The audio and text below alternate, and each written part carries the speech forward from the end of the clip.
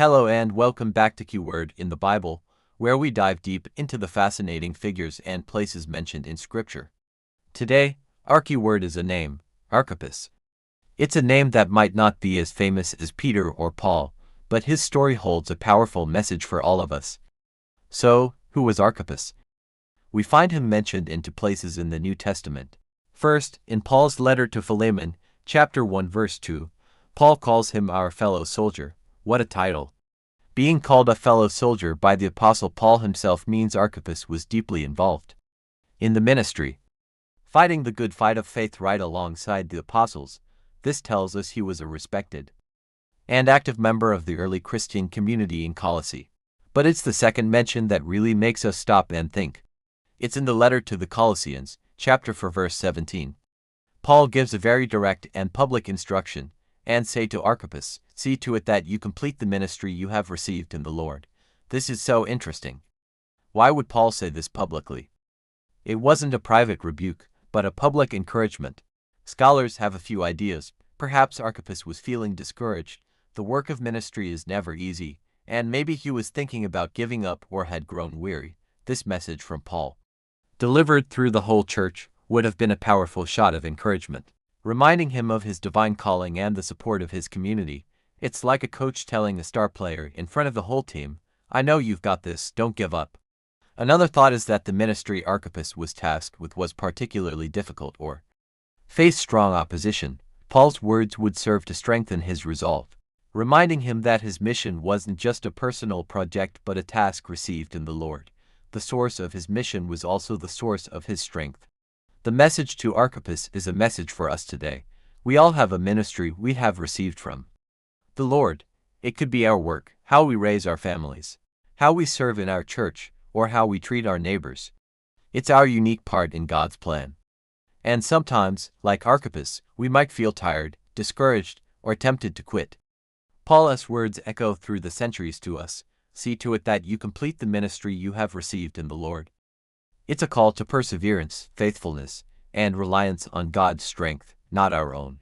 Archippus's story reminds us that our work for the Lord matters, and He has equipped us for the task.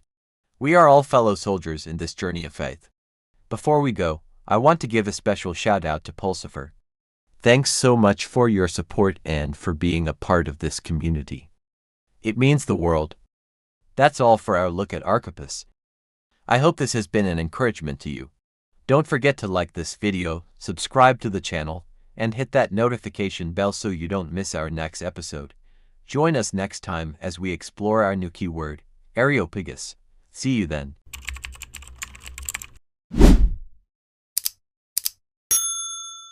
Hello everyone, and welcome back to our channel where we explore the fascinating figures of the Bible.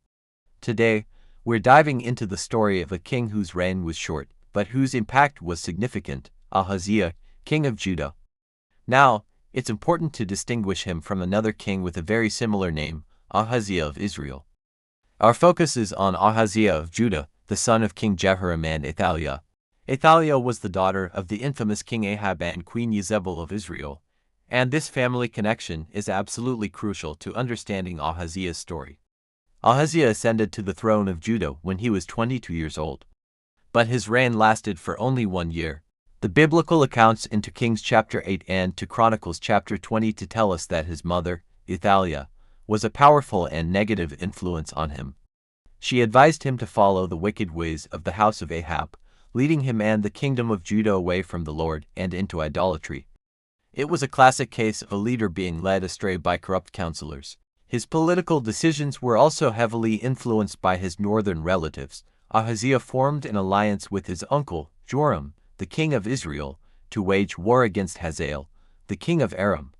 At Ramoth-Gilead, during this battle, King Joram of Israel was wounded and went to Israel to recover. Ahaziah, being a loyal nephew and ally, went to visit him there.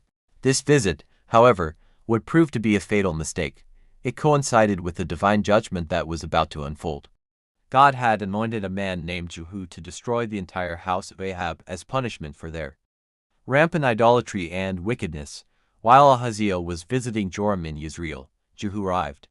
Fulfilling his divine commission, Jehu executed King Joram of Israel. Seeing this, Ahaziah tried to flee, but Jehu's men pursued and wounded him. He managed to escape to Megiddo, but he died there from his injuries. His servants then took his body back to Jerusalem and buried him in the city of David. Ahaziah's story is a stark reminder of the dangers of ungodly counsel and alliances. His brief, one-year reign was marked by poor decisions influenced by his wicked family, leading to his untimely death as part of God's judgment on the house of Ahab. It's a powerful lesson on the importance of choosing our advisors and friends wisely. Thanks for joining us for this look into the life of King Ahaziah of Judah. If you found this interesting, please hit that like button and subscribe for more biblical biographies. See you next time when we explore the story of Ahijah the priest.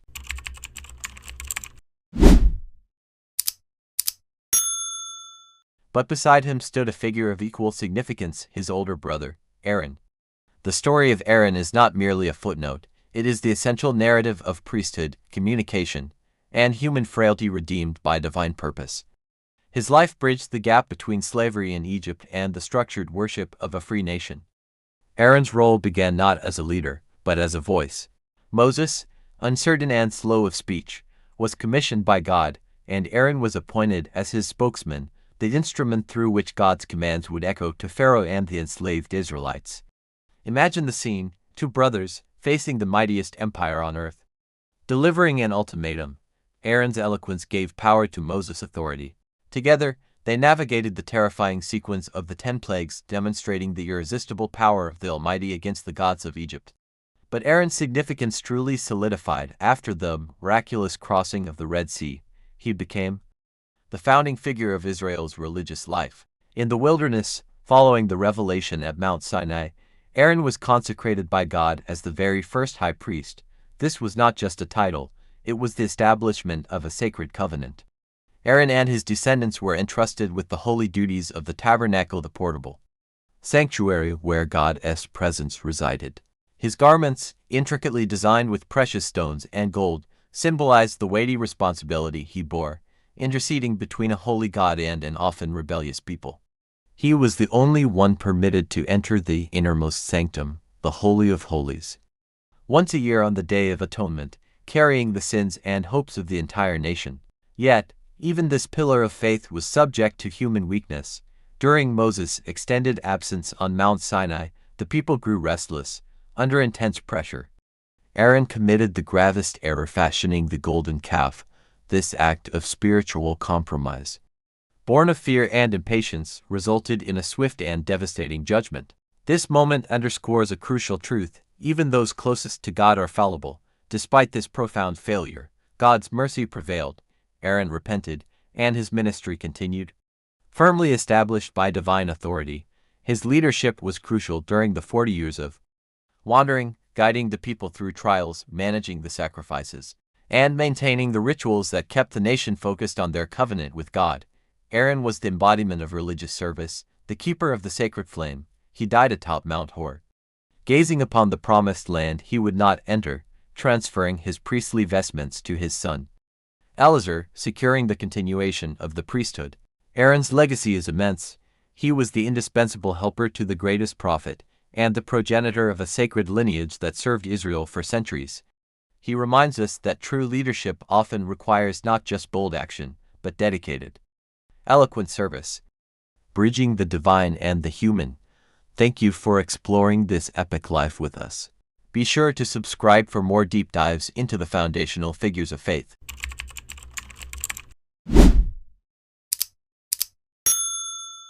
What if I told you there is a figure in the Bible whose very name means destruction? A terrifying entity reserved for the very end of days? We're talking about Abaddon, the destroyer. Before he bursts onto the scene in the New Testament apocalypse, the word Abaddon already held weight.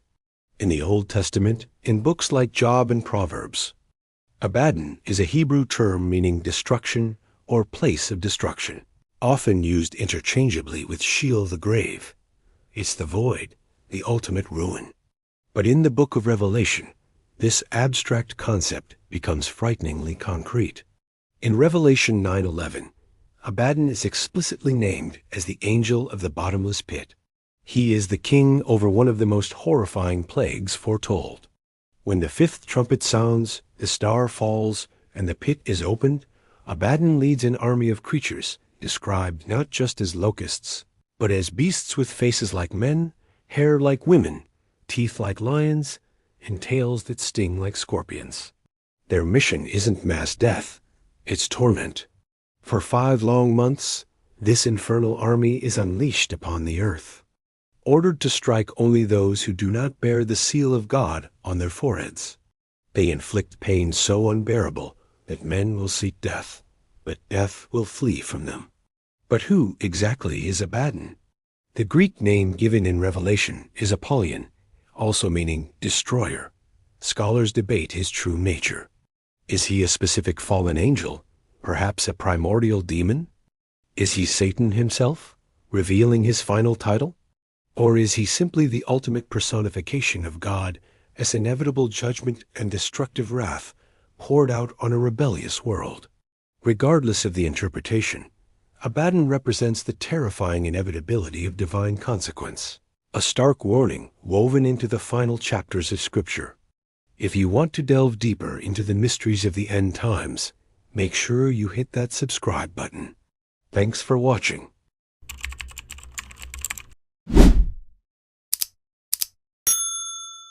Have you ever come across a name in the Bible that just sends a little shiver down your spine? A name that sounds mysterious, powerful, and maybe even a bit terrifying today. We're diving deep into one such name, Abaddon. What, or who, exactly is Abaddon? Let's find out together. The name Abaddon pops up in the New Testament, specifically in the book of Revelation, chapter 9, verse 11. The verse reads, "They had as king over them the angel of the bottomless pit," whose name in Hebrew is Abaddon, and in Greek is Apollyon. So, right away, we learn a few key things. Abaddon is a king. He rules over a swarm of locust-like creatures that emerge from a bottomless pit, and he's an angel. His name itself, in both Hebrew and Greek, means destroyer or destruction. This destroyer angel leads a demonic army to torment those who do not have the seal of God on their foreheads. The description is intense. These aren't ordinary locusts. They have faces like men, hair like women, teeth like lions, and tails with stingers like scorpions. For 5 months, they are permitted to torture, but not kill, mankind.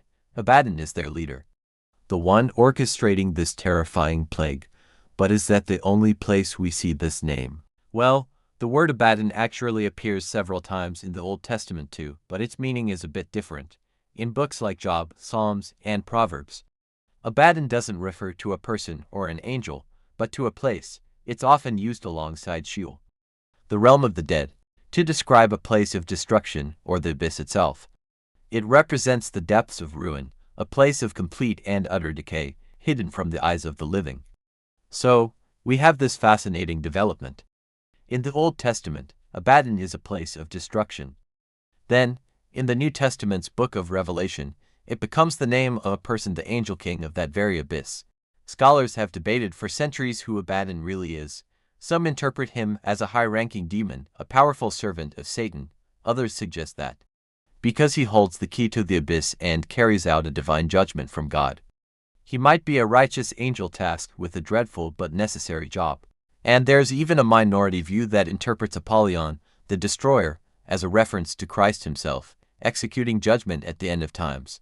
It's a complex and fascinating topic that shows how biblical language can be layered with meaning. From a place of ruin to a powerful angelic king, the story of Abaddon is a powerful reminder of the themes of judgment and destruction found in Scripture. What are your thoughts on Abaddon? Let me know in the comments below. Thanks for watching. And don't forget to subscribe for more deep dives into biblical mysteries. See you next time on Keyword Abana River in the Bible.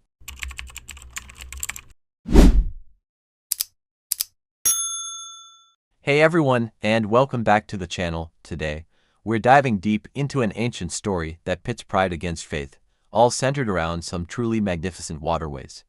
Our journey starts in Damascus, one of the oldest continually inhabited cities in the world, but it's not just the impressive stone walls and bustling markets we are focusing on it as the lifeblood that courses through it, the incredible Abana River. If you've ever seen the Abana, you know it's a powerful, rushing force, cutting through the arid landscape and turning the surrounding region into a pocket of lush paradise. It's truly a sight to behold, clean, cool, and vital. This is the home of our main character today, Naaman. Naaman was a giant in his time, a commander of the Syrian army, successful, respected, and a fierce patriot. He had everything a person could want, except for one terrible affliction, leprosy. In the ancient world, this was a death sentence, a slow, isolating horror, despite his position. Naaman was desperate. Hearing rumors of a prophet in Israel who could heal him, he swallowed his pride and embarked on the long, difficult journey. Imagine the scene. This great military leader, surrounded by chariots and servants, arrives in Samaria, ready to demand a miracle. He finally reaches the house of Elisha, the prophet, but Elisha doesn't even come out. Instead, he sends a messenger with the instruction, "Go and wash in the Jordan 7 times, and your flesh shall be restored." Now, this is where the drama truly begins. Naaman was furious. How dare this prophet disrespect him and the Jordan? He exploded in rage. Boasting of the natural wonders of his homeland, he bellowed, "Are not Abana and Pharpar, the rivers of Damascus, better than all the waters of Israel? Could I not wash in them and be clean?" He was filled with nationalistic pride, comparing the pristine, powerful Abana and the swift Pharpar to the muddy, less impressive Jordan. For Naaman, the test wasn't about obedience, it was about quality control. He felt belittled, expected to dunk himself in a common, inferior river when he had the finest waterways on earth back home. His servants, thankfully, intervened, reminding him that if the prophet had asked him to do some great, difficult thing, he would have done it without question. Washing was simple. Naaman finally relented, dunked himself 7 times in the Jordan, and was miraculously cured. The story shows us that sometimes the simple act of humility, even when it feels beneath our status or pride, is the only path to the solution we seek. Naaman had to abandon his attachment to the superiority of the Abana to accept the true gift. It is a powerful reminder that our perception of what is great sometimes blinds us to the blessings right in front of us. What seemingly inferior Jordan River is God asking you to dip into today? Thanks for watching, and join me next time when we explore the fascinating life of Abednego in the Bible. Don't forget to like and subscribe.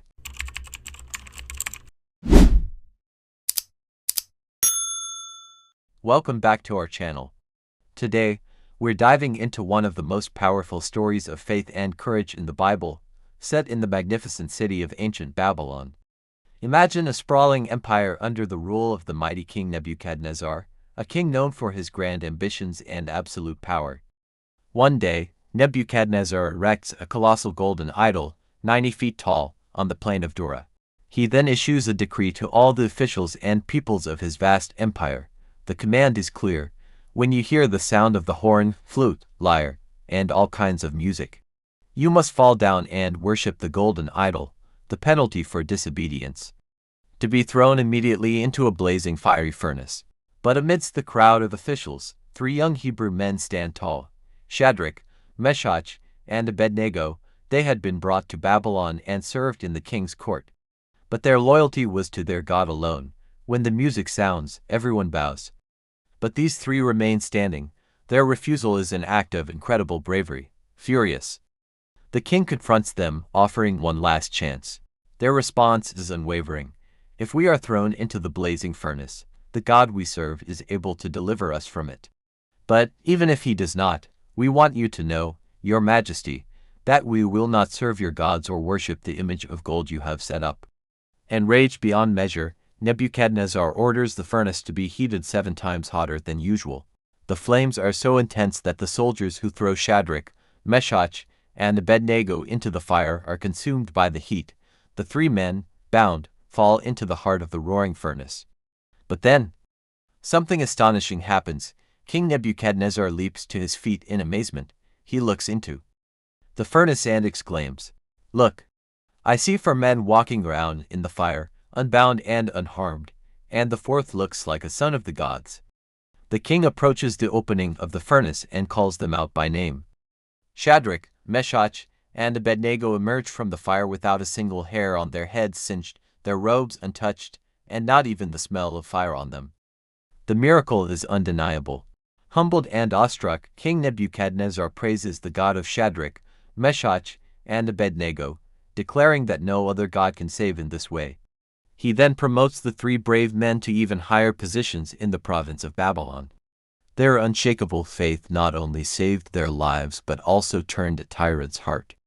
What an incredible story of standing firm in your beliefs. Thanks for watching. Join us next time as we explore the story of another key figure, Abel. Don't forget to like, subscribe, and hit that notification bell so you won't miss it. See you in the next video.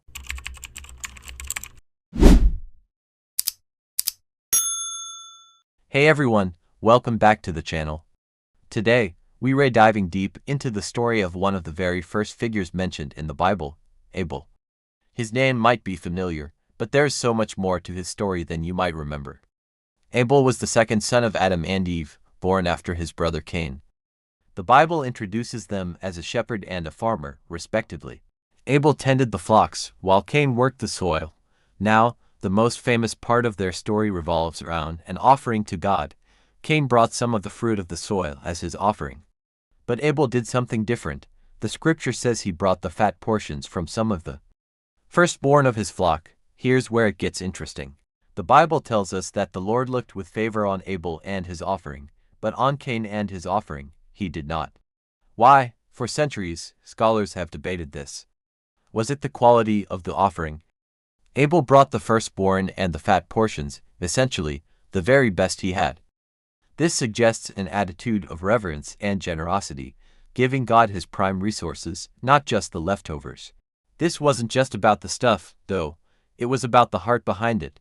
The New Testament, in the book of Hebrews, tells us that by faith Abel offered God a better sacrifice than Cain did. This highlights that Abel's offering was an act of genuine faith and righteousness. His heart was in the right place, and his actions reflected his devotion. Tragically, Cain's reaction to God's rejection was not self-reflection but intense anger and jealousy. He couldn't handle his brother being favored. This jealousy festered until it led to the first murder in human history. Cain lured Abel into a field and killed him. It's a heartbreaking story about the destructive power of envy. But Abel's story doesn't end there. Even after his death, his legacy lives on. God says to Cain, "Your brother's blood cries out to me from the ground."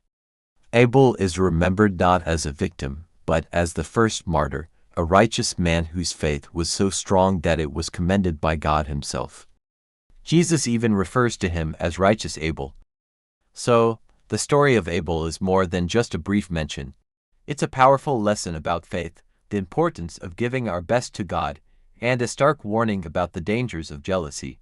Abel's life, though short, sets a standard for righteous living that echoes throughout the rest of the Bible. What do you find most compelling about Abel's story? Let me know in the comments below. Thanks for watching. And if you enjoyed this, don't forget to like and subscribe for more deep dives into biblical stories. See you next time on Keyword Abiathar in the Bible.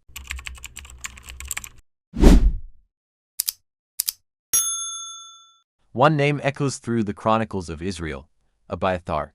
His story is a saga of survival, loyalty, and a fall from grace, a testament to the turbulent tides of power.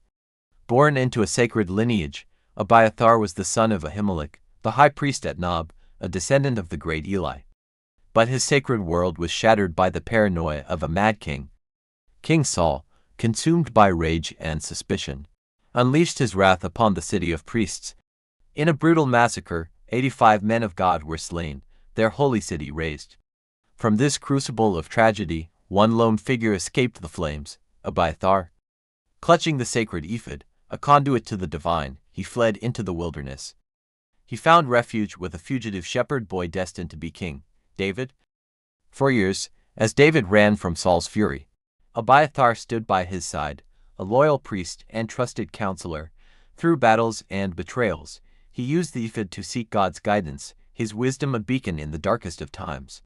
When David finally ascended the throne, Abiathar was there, sharing the honor of high priest, even when David's own son, Absalom, rose in rebellion. Tearing the kingdom apart, Abiathar's loyalty never wavered. He risked everything to support his king, but the wheel of fate is ever turning.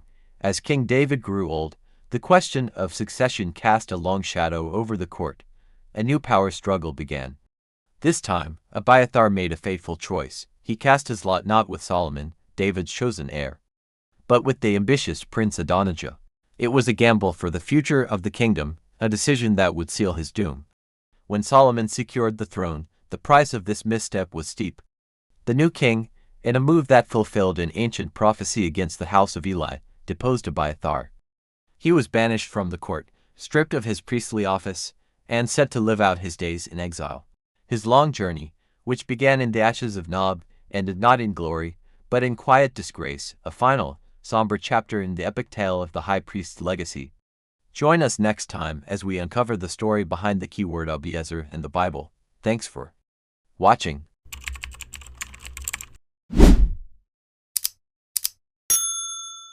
Hey everyone, and welcome back to the channel. Today, we're diving deep into the Bible to uncover the story behind a fascinating but perhaps less known name, Abiezer. This isn't just a random listing in a genealogy. Abiezer plays a critical role, particularly in the story of one of Israel's most pivotal figures, Gideon. Understanding Abiezer helps us contextualize Gideon's journey from humble farmer to national deliverer. So, who was Abiezer? The name itself is significant in Hebrew, generally meaning my father is help or father of help. He was a descendant of Manasseh, one of the two sons of Joseph. More specifically, Abiezer was the son of Gilead and the grandson of Machir, who was the firstborn son of Manasseh. This lineage establishes him as part of a major and prominent clan within the tribe of Manasseh. But the name Abiezer is most often encountered not as the individual himself, but as the clan or family that descended from him. In the book of Judges, when the nation of Israel was being oppressed by the Midianites, God called upon a man named Gideon to save his people. And Gideon belonged directly to this clan. He was an Abizrite. Now, this is where the story gets really interesting. When the angel of the Lord first appeared to Gideon, where was Gideon? He was secretly threshing wheat in Owinipres to hide it from the Midianites. This tells us volumes about the state of the Abizrites and the entire tribe of Manasseh at that time. They were utterly broken, living in fear, and reduced to stealing meager harvests just to survive. Gideon's initial response to the divine calling perfectly reflects the humiliation of his clan. He famously said, "Oh, my Lord, how can I save Israel? Indeed, my clan is the weakest in Manasseh, and I am the least in my father's house." He openly stated that the Abizrites, this once prominent lineage, were now the most powerless family in the whole tribe. But here is the powerful takeaway. God didn't look for the strongest clan or the most influential family. He chose the weakest of the weak, the Abizrite clan, represented by the least among them, Gideon, to execute one of the greatest military victories in the Old Testament. This choice beautifully illustrates a core biblical theme. God chooses the foolish things of the world to confound the wise, and the weak things of the world to confound the mighty. The Abizrites went from being the most insignificant family hiding in fear to becoming the lineage that produced Israel as great judge and deliverer. Their story, framed around the name Abiezer, which means father of help, is a powerful reminder that our identity and destiny are not determined by our current circumstances or perceived weakness, but by God's transformative call. So, the next time you read the story of Gideon, remember the Abizrites. They are the perfect example that no matter how small or weak you feel your circumstances are, God specializes in turning those situations around for His glory. Thanks for exploring this often overlooked biblical detail with me. If you found this insight helpful, please hit that like button and subscribe for more deep dives into the Word. See you next time on Keyword Abizrite in the Bible.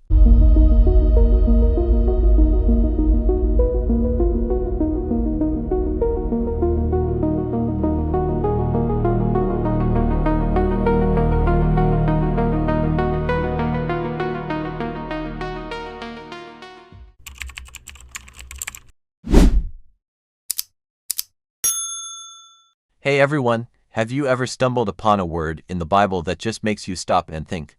Today, we're diving into one of those fascinating terms, Abizrite. It might sound like just a random ancient name, but understanding the people behind it unlocks some incredible stories, especially about identity and courage. The Abizrites were not just a group, they were descendants of Abiezer, one of the sons of Gilead and a member of the tribe of Manasseh. But the most famous Abiezrite, that would be Gideon, when the angel of the Lord appeared to Gideon. He was threshing wheat in the winepress to hide it from the Midianites. He was a man filled with fear and doubt. Yet he came from this powerful clan. The Abiezrites were known for their strength, but Gideon started out feeling anything but strong. Their story reminds us that God often chooses the seemingly weak or fearful among us to accomplish the greatest things. So next time you read about Gideon, remember the Abiezrites, a lineage that proves our history doesn't define our destiny. Thanks for watching. Don't forget to subscribe for more deep dives into the history and language of the Bible. See you in the next video on keyword Abigail in the Bible.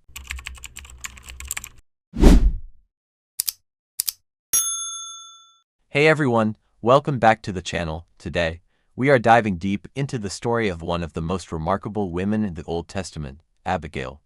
If you're looking for a biblical character who truly understood diplomacy, quick thinking, and courage under pressure, Abigail is your answer. Her story, found in 1 Samuel chapter 25, isn't just about a beautiful and intelligent woman.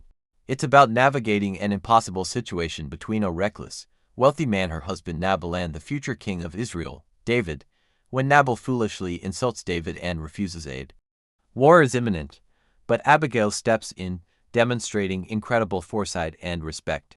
Using her words and resources to prevent massive bloodshed, she saves her entire household and secures a profound destiny for herself. Her wisdom is so evident that David praises God for sending her to stop him from taking revenge. So, what can we learn from Abigail's leadership, humility, and incredible ability to defuse a crisis? Stick around, because we're breaking down the 3 major lessons her life teaches us right now.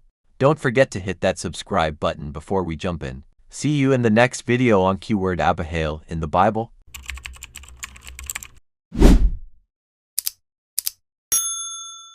Hello and welcome back to our channel. Have you ever noticed how some names pop up more than once in the Bible, referring to different people? It can get a little confusing, right? Well, today we're diving into one such name, Abihail.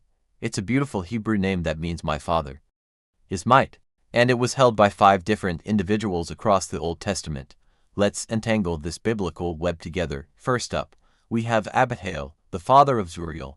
Zuriel was a prominent figure, the chief of the Merite clan of the Levites during the time of Moses and the Exodus from Egypt. You can find this reference in the book of Numbers, chapter 3, verse 35. This Abihail was the patriarch of a very important Levitical family. Next, we meet another Abihail in the book of 1 Chronicles. This Abihail was the wife of Abishur and the mother of 2 sons, Abban and Molid. Her story is part of the extensive genealogies of the tribe of Judah, which helps trace the lineage of many key biblical figures, including King David. Moving on, our third Abihail is found in the lineage of King David's family. This Abihail was the father of Queen Mahalath, one of the wives of King Rehoboam, who was Solomon's son and the king of Judah. So, this Abihail was the father-in-law of the king, making him a person of significant standing. It's a great example of how these names are woven into the royal history of Israel. The fourth Abihail is a bit different because this one is a man. His name is mentioned in 1 Chronicles as one of the sons of Huri, from the tribe of Gad. These Gadites were known for being mighty warriors and lived in the land of Gilead. It's a reminder that names in the Bible weren't exclusive to one gender. Finally, we come to perhaps the most well-known Abihail, the father of Queen Esther. That's right. In the book of Esther, we learn that Esther, the brave queen who saved her people, was the daughter of Abihail. He was the uncle of Mordecai, who raised Esther as his own daughter after her parents passed away. This Abihail is forever linked to one of the most heroic stories in the entire Bible. So there you have it, 5 different people named Abihail, each with their own unique place in the biblical narrative, from a Levitical chief's father to the parent of a legendary queen. The name Abihail certainly carries a rich history. Isn't it fascinating how one name can connect so many different stories? Thanks for watching. If you found this interesting, don't forget to like, share, and subscribe for more deep dives into the Bible. See you next time on keyword Abihu in the Bible.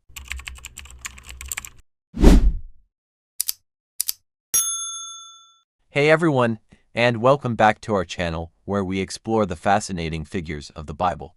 Today, we're diving into the story of a man named Abijah. Now, if that name sounds familiar, it's because there are actually several people named Abijah in the scriptures. It can get a little confusing, so today we're focusing specifically on one, Abijah, the head of a priestly division. So, who was this particular Abijah? To understand his role, we need to go back to the time of King David. King David, a man after God's own heart, was passionate about organizing the worship at the tabernacle and later the temple. He didn't just focus on the music and the sacrifices. He also organized the priests who would serve there. In the book of 1 Chronicles, chapter 24, we find a detailed account of this organization. David and the leading priests, Zadok and Ahimelech, divided the descendants of Aaron into 24 groups, or divisions. This was a system designed to ensure that the service in the house of God was orderly and continuous. Each division would take turns serving at the sanctuary for a set period. This is where our Abijah comes in. The Bible tells us that the 8th lot, or the 8th turn for service, fell to the priestly family of Abijah. This means he was the head of the 8th of the 24 priestly divisions. His role was significant, establishing a lineage of priests who would carry on the sacred duties of serving God in his holy place for generations to come. This system of priestly divisions continued for centuries. In fact, it's so important that it's mentioned again in the New Testament, in the Gospel of Luke, when we're introduced to the father of John the Baptist. His name is Zechariah, and the Bible makes a point to tell us that Zechariah was a priest of the division of Abijah. This directly connects Zechariah's priestly service all the way back to the system established by King David and the very division headed by the Abijah we're talking about today. It's a beautiful thread of continuity that runs through the biblical narrative, showing how God's plan unfolds over hundreds of years. So, while Abijah, the head of the priestly division, might not have a long, detailed story with battles or dramatic speeches, his role was foundational. He was a key part of the structure that upheld worship and service to God for centuries, a legacy that even echoes into the New Testament. It's a great reminder that every role, no matter how seemingly small or administrative, is vital in God's great story. Thanks for joining me to learn about this important figure. If you found this interesting, please give this video a like and subscribe for more, and be sure to join us next time as we explore a different biblical character with the same name. We'll be looking at Abijah, the son of King Jeroboam, whose story is filled with drama and prophecy. See you then.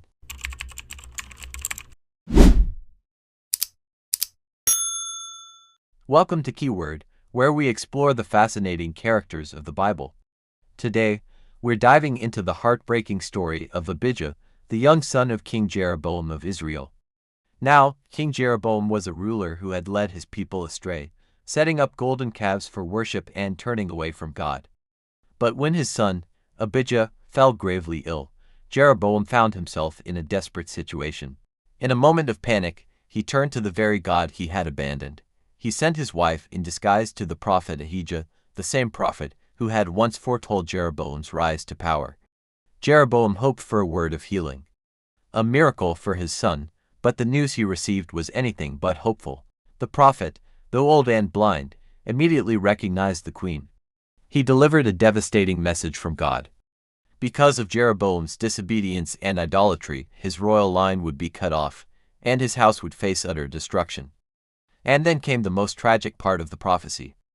The prophet declared that as soon as the queen's feet re-entered their city, the child Abijah would die. He was the only one in Jeroboam's family who would receive a proper burial, because, in the words of the scripture, in him there is found something good toward the Lord God of Israel. Think about that for a moment. In a household filled with rebellion and idol worship, this young boy, Abijah, held onto a spark of goodness, a glimmer of faith that was pleasing to God. His story is a powerful reminder that even in the darkest of environments, a single heart can shine with righteousness. It also serves as a solemn warning about the consequences of turning away from God. While Abijah's life was cut short, his legacy is one of purity and hope in the midst of corruption. He stands as a testament that God sees the heart, and even a child's simple faith does not go unnoticed. His name, though tied to a tragic end, represents a bright spot in a dark chapter of Israel's history. Thank you for joining us for this episode of Keyword. We hope this story has given you something to reflect on. See you next time, when we'll be looking at another biblical figure with the same name, Abijah, the son of Rehoboam. Don't forget to like and subscribe for more.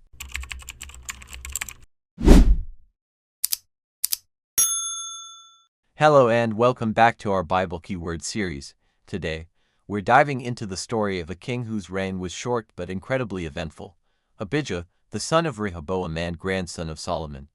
Abijah, also known as Abijam in the Book of 1 Kings, took the throne of Judah after his father, Rehoboam. Now, his father's reign was marked by the tragic split of the kingdom into two nations, Israel in the north and Judah in the south. This division led to constant conflict, and Abijah inherited this tense political landscape. The most significant event of Abijah's rule is detailed into Chronicles chapter 13. It has an epic confrontation between Abijah's army of Judah and the much larger army of Jeroboam, the king of Israel. Before the battle, Abijah stands on Mount Zemaraim and delivers a powerful speech. He reminds Jeroboam and all of Israel that God gave the kingship over all of Israel to David and his descendants forever through a covenant of salt, an unbreakable promise. He calls them out for rebelling against the house of David and for setting up their own priesthood with golden calves, abandoning the true worship of the Lord in Jerusalem. Abijah declares with confidence, "But as for us, the Lord is our God, and we have not forsaken him. God is with us at our head." It's a bold statement of faith in the face of overwhelming odds. Jeroboam's army was twice the size of Abijah's, and they even set up an ambush to attack Judah from both the front and the rear. Seeing they were trapped, the men of Judah cried out to the Lord. As the priests blew their trumpets, the army of Judah raised a great battle cry. And at that moment, God struck down Jeroboam and the army of Israel. It was a miraculous and decisive victory for Judah, all because they relied on the Lord, the God of their ancestors. The Bible tells us that 500,000 of Israel's men fell in that battle. Sadly, despite this incredible victory through faith, the Book of 1 Kings notes that Abijah walked in all the sins that his father did before him, and his heart was not wholly true to the Lord his God. This gives us a more complex picture of Abijah. He was a man who could speak truth and rally his people to trust in God, leading to a miraculous victory, yet he struggled with personal faithfulness in his own life. It's a powerful reminder that public success doesn't always reflect private devotion. Abijah reigned for only 3 years before he rested with his ancestors. His story, though brief, is packed with lessons about faith, legacy, and the consequences of both obedience and disobedience. He stands as a testament to the power of God to deliver his people when they trust in him, even when they are flawed. Thanks for joining us to explore the life of Abijah. I hope this look into his story was insightful for you. Be sure to subscribe and hit that notification bell so you don't miss our next episode. See you next time as we explore the keyword, Abimelech.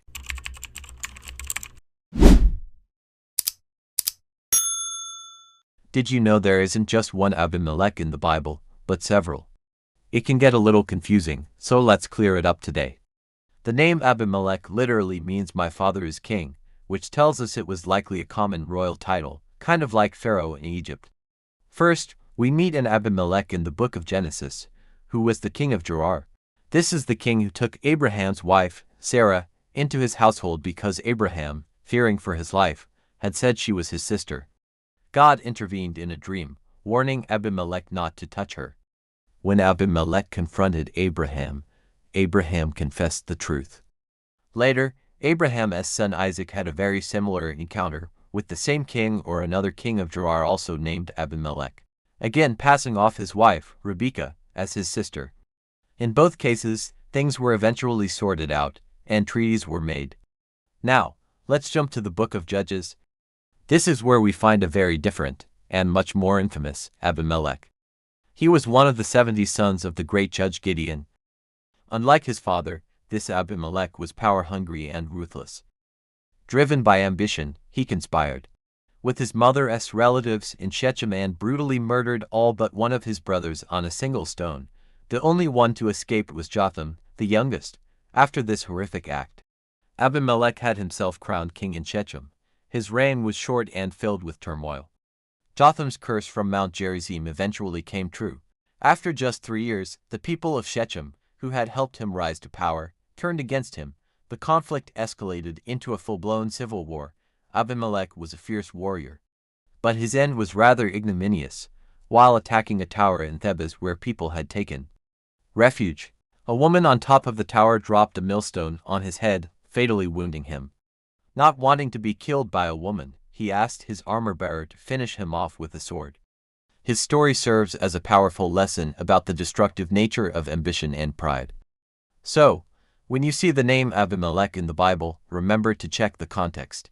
Are you reading about the Philistine king who dealt with Abraham and Isaac, or the treacherous son of Gideon, two very different figures, one shared name? I hope that helps clear things up. If you found this interesting, give this video a like and hit that subscribe button for more biblical deep dives. Next time, we'll be looking into the story of Abinadab, the man who kept the Ark of the Covenant in his home for 20 years. You won't want to miss it. Thanks for watching, and see you then.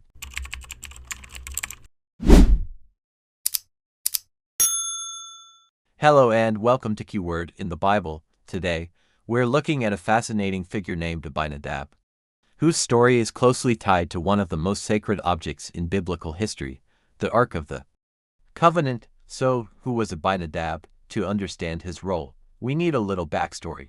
The Ark, which contained the stone tablets of the Ten Commandments, had been captured by the Philistines. But wherever they took it, disaster struck. So, in desperation, the Philistines decided to send it back to Israel. The Ark arrived at a town called Kiriath Jearim. The men of the town came and took the Ark of the Lord and brought it to the house of Abinadab on the hill. They then consecrated his son, Eleazar, to guard it. You can find this account in the first book of Samuel, chapter 7. Now, this is where it gets really interesting. The Ark of the Covenant, the very symbol of God's presence, didn't go back to the tabernacle right away. Instead, it stayed in Abinadab's house for a long time. The Bible says 20 years. Imagine that. For 2 decades, this ordinary family had the extraordinary responsibility of housing the most holy object in all of Israel. We don't know much about Abinadab himself, other than he was a Levite from Kiriath Jearim.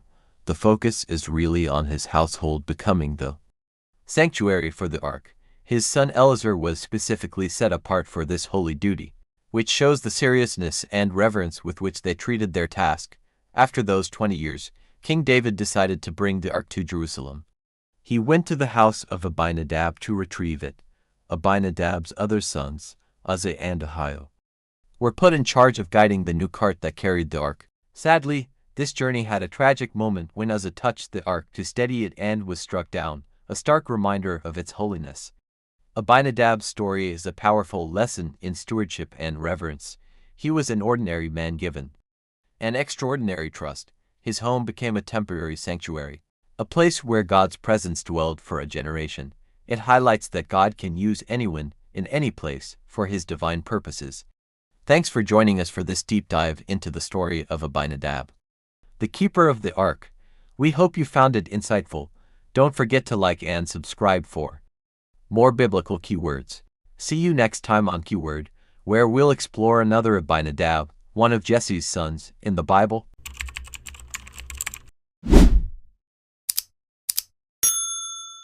Hey everyone, and welcome back to our Biblical Deep Dive series. Today, we were uncovering the story behind a name you might have heard but maybe don't know much about, Abinadab. Not the Abinadab from Kiriath Jearim who housed the Ark of the Covenant for 20 years, but another Abinadab, one of the sons of Jesse. That's right, he was a brother to the future King David. So, let's set the scene. We're in the first book of Samuel, chapter 16.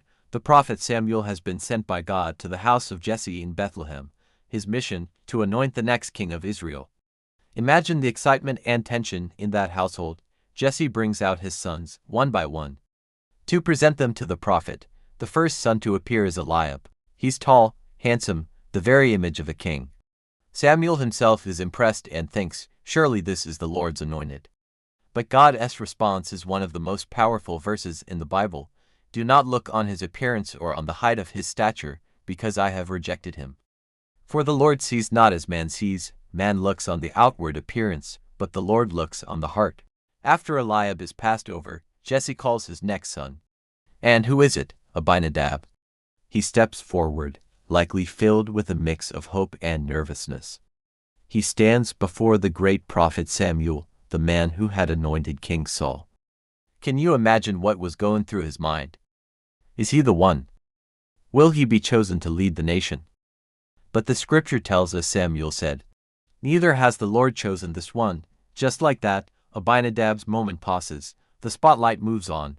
Jesse then presents his third son, Shammah, and he too is not chosen. In fact, Jesse parades 7 of his sons before Samuel, and God chooses none of them. Abinadab is part of this group of brothers who were considered, but ultimately overlooked, for the kingship in favor of their youngest brother, David. Later, in 1 Samuel chapter 17, we hear of Abinadab again. He, along with his 2 brothers Eliab and Shammah, are soldiers in King Saul's army, facing off against the Philistines. This is the famous story of David and Goliath. While his older brothers are on the front lines, young David is the one who steps up to fight the giant. Abinadab is a witness to his little brother's incredible faith and courage. So, what can we take from Abinadab's story? He was the second-born, a soldier, and a brother to a king. He stood in the line of consideration but wasn't the chosen one. His story reminds us that not everyone is called to be in the spotlight, but everyone has a role to play in God's greater plan. He was part of the family that produced a king and was a soldier serving his nation. Thanks for joining me to explore the life of Abinadab. I hope this gives you a new perspective on the family of David. Be sure to like, subscribe, and hit that notification bell so you don't miss our next video. We'll be looking into the keyword Abiram in the Bible. See you next time. Rain, rain, rain on me, Lord, rain, rain on me, Lord, rain, rain.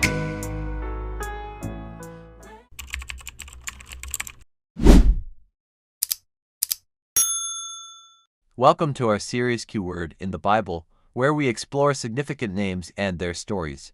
Today, we're delving into the story of Abiram. So, who was Abiram in the Old Testament? His name appears in a very dramatic and cautionary tale found in the book of Numbers. Chapter 16, Abiram, along with his brother Dathan and a Levite named Korah, led a major rebellion against the leadership of Moses and Aaron. Abiram was a Reubenite, a descendant of Reuben, Jacob's firstborn son. He and the other leaders of the rebellion gathered 250 prominent men and publicly challenged Moses and Aaron. They accused them of exalting themselves above the rest of the Israelite community, essentially saying, "Why do you get to be in charge? The whole community is holy, every one of them." Moses was deeply troubled by this and proposed a test to see who God had truly chosen. He told Korah and his followers to come before the Lord the next day with their censers, which were pans used for burning incense. Aaron would do the same, and they would see who God accepted. But when Moses summoned Dathan and Abiram, they defiantly refused to come. They sent back a message filled with accusation and bitterness. They criticized Moses for bringing them out of Egypt, a land they sarcastically called a land flowing with milk and honey, only to have them wander in the wilderness. They felt he had failed as a leader and had no right to rule over them. Their refusal to even meet with Moses showed the depth of their rebellion and disrespect. The consequences were severe. Moses warned the rest of the Israelites to move away from the tents of Korah, Dathan, and Abiram, lest they be caught up in the punishment. Then, Moses declared that if these men died a natural death, it would mean God had not sent him. But if the earth opened up and swallowed them alive, everyone would know they had treated the Lord with contempt. And that is exactly what happened. As soon as Moses finished speaking, the ground beneath Dathan and Abiram split apart. The earth opened its mouth and swallowed them, their households, and all their possessions. They went down alive into the grave. And the earth closed over them. It was a terrifying and powerful demonstration of divine judgment against rebellion and defiance. The story of Abiram serves as a stark reminder of the dangers of pride, rebellion, and challenging God-appointed authority. It highlights the importance of humility and faithfulness within the community of believers. It's a somber tale, but one filled with lessons that echo throughout the scriptures. That's our look at Abiram in the Bible. I hope this gave you a clearer picture of his role in this pivotal Old Testament event. Thanks for joining us today. Be sure to subscribe so you don't miss our next video. See you next time on Keyword in the Bible, where we'll be exploring the story of Abishag.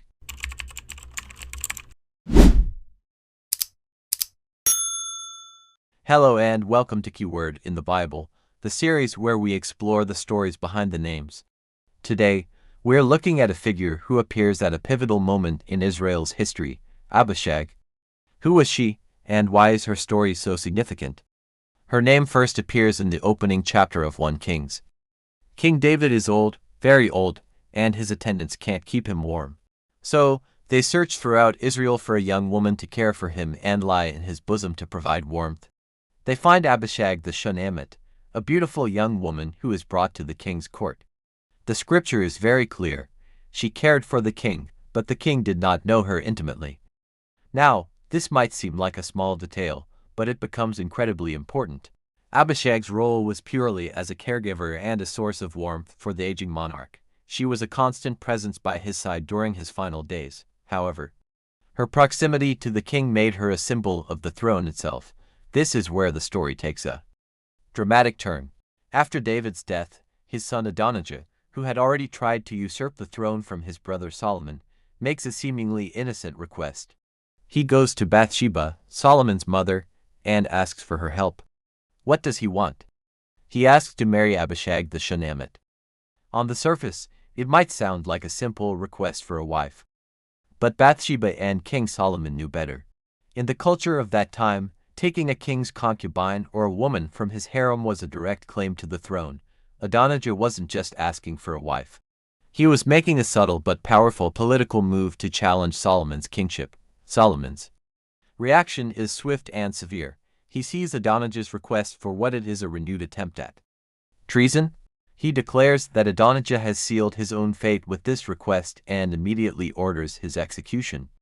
The story of Abishag, which began with simple care for an elderly king, ends up being the catalyst for the consolidation of Solomon's power and the end of his rival, Adonijah. So, Abishag is more than just a caregiver. She is a key figure, a political pawn if you will, whose presence in the royal court exposes the ambitions and political maneuverings of those vying for power. Her story highlights the intense drama surrounding the succession of King David and the wisdom of King Solomon in recognizing the true meaning behind Adonijah's request. It is a fascinating look at how personal relationships and royal customs were deeply intertwined with the politics of the ancient world. That's the story of Abishag, a young woman who, through no action of her own, became a central figure in a royal power struggle. Thanks for watching. Join us next time as we dive into the story of another keyword from the Bible, Abishai. Don't forget to like and subscribe.